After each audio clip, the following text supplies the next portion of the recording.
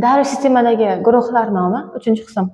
Demak, 4-guruh bu uglerod guruhi yoki tetrallar guruhi deb ataladi. Uglerod guruhi deyishiga sabab guruhdagi birinchi element uglerod va tetrallar deyishiga sabab esa guruhdagi elementlar o'z birikmalarida asosan 4 valentlikni namoyon qilishadi. 5-guruh azot guruhi. Bu guruhda azot boshliq bo'lgani uchun ham azot guruhi deyiladi.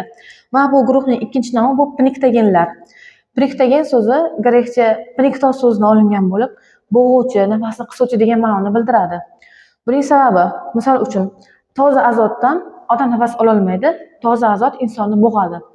Va yana bir sababi, bu guruhdagi elementlarning ba'zi bir birikmalari inson uchun zaharli hisoblanadi. Shuning uchun ham pniktogenlar nomi berilgan. 6-guruh halkagenlar guruhi. Halkagen so'zi grekcha tilidan olingan bo'lib, ruda hosil qiluvchi deb tarjima qilinadi. Buning sababi esa tabiatda hech qaysi metal sovuq holatda uchramaydi. Ularning tarkibida albatta 6-guruh elementlari, kislorod, oltin gut va boshqa elementlar uchraydi. Shuning uchun ham bu guruhga aynan halkagenlar deb nom berilgan. Agar video foydali bo'lgan bo'lsa, like bosing, obuna bo'ling, kimyoni o'rganayotgan tanishlaringizga yuborib qo'ying. Keyingi videolarda ko'rishguncha.